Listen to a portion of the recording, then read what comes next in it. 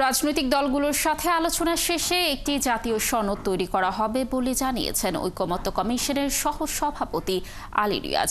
আর সংস্কার নিয়ে বেশি সময় না নিতে সরকারের প্রতি আহ্বান জানিয়েছেন বিএনপি নেতা নজরুল ইসলাম খান। বৃহস্পতিবার সকালে জাতীয় সংসদ ভবনের এলজি হলে ঐকমত্য কমিশনের সাথে বৈঠকের আগে এসব কথা বলেন তারা।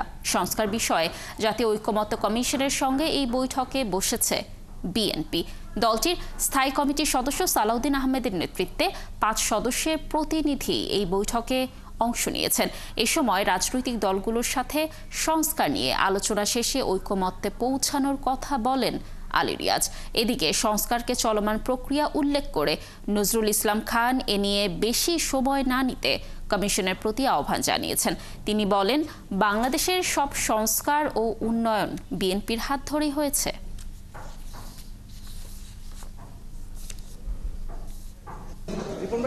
আন্দোলনের রত সব রাজনৈতিক দলের সঙ্গে আলোচনা করে 31 দফা রাষ্ট্র সংস্কার অনুমোদন দিয়েছি এবং আমরা এটা বলেছি যে এর যে ভালো প্রস্তাব কারো থাকলে আমরা সেটা সাদরে গ্রহণ করব।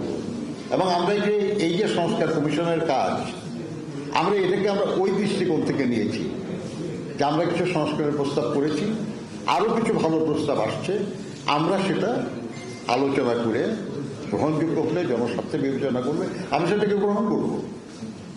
এবং আমরা যে 31 দফা কর্মসূচি বলেছি এটা কারোর কাছে দাবি না, এটা আমাদের এক ধরনের ঘোষণা, এক ধরনের প্রতিশ্রুতি। আমাদের লক্ষ্য হচ্ছে একটি জাতীয় সনদ তৈরি করা, যাতে করে আমরা বাংলাদেশে একটি স্থায়ী গণতান্ত্রিক ব্যবস্থা প্রতিষ্ঠা করতে পারি।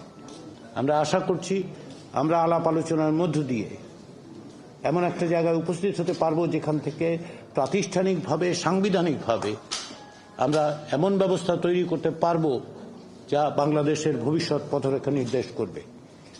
ইতিমধ্যেই বিভিন্ন বিষয়ে জাতীয়তাবাদী দলের পক্ষ থেকে মতামতগুলোর ক্ষেত্রে ঐকমত্য সুস্পষ্ট, কিছু বিষয়ে ভিন্ন মত আছে, সেগুলো আমরা আলোচনা করব এবং আমরা আশা করি আমরা এক জায়গায় আসতে পারবো। সেই জন্যই এই আলোচনা। আমি বারবার যেটা বলি, ঐকমত্য কমিশনের সাথে বিএনপির বৈঠকের আরো খবর নিয়ে আমাদের সাথে যুক্ত হচ্ছেন সহকর্মী ফরহাদ বিন মালেক। ফরহাদ, আগের ঘন্টায় আপনার কাছ থেকে কিছু তথ্য জানছিলাম, আমরা নতুন কোনো তথ্য পেয়েছেন কিনা বৈঠকের ব্যাপারে জানাবেন, আর সর্বশেষ কি পরিস্থিতি সেখানে এখন? লাবণী, 10:30টায় বৈঠক শুরু হয়েছে এটা আমরা জানি। বৈঠকে বিএনপি আজ দ্বিতীয়বারের মতো ঐকমত্য কমিশন এসেছে। ঐকমত্য কমিশনের সহসভাপতি তাদেরকে সাদর আমন্ত্রণ জানিয়েছেন এবং গ্রহণ করে তাদের সাথে কথা হয়েছে। একেবারে শুরুতে যে বিষয়গুলো আমরা জানছিলাম, যে বিষয়গুলো শুরুতে কথা হয়েছে, যে ঐকমত্য কমিশন চায় একটি জাতীয় সনদ একটা প্রস্তুত করতে সবগুলো দলের সাথে ঐকমত্যের ভিত্তিতে।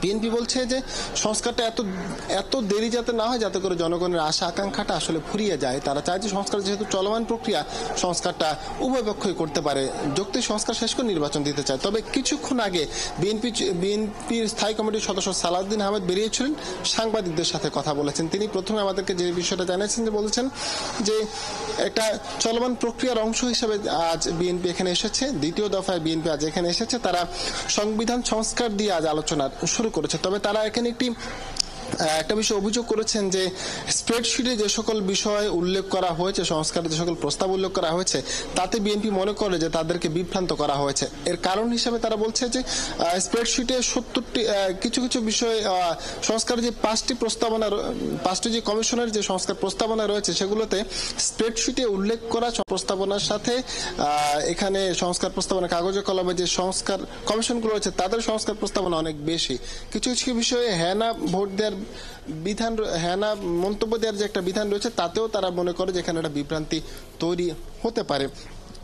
তারা বলছে যে এখানে তারা একটা বিষয় বলতে চেয়েছেন, যে মৌলিকভাবে আসলে মোটামুটি সবগুলো বিষয় সংস্কার করা প্রয়োজন, তবে সংস্কারটা এভাবে হতে হবে যাতে করে যে উভয় পক্ষ যাতে লাভবান হয়।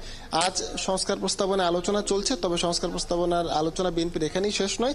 বিএনপি যদি সময় আরো নেয়, তাহলে আগামী 20 তারিখ আরেকবার ঐকমত্য কমিশনের সাথে তাদের আলোচনা হতে পারে। ফরহাদ, আমরাও আশা করছি একটা ফলপ্রসূ আলোচনা অবশ্যই হবে এবং আপনি থাকুন সেখানে, আমরা নিশ্চয়ই আবারও আপনার সাথে যুক্ত হয়ে সর্বশেষ তথ্য জানার চেষ্টা করব।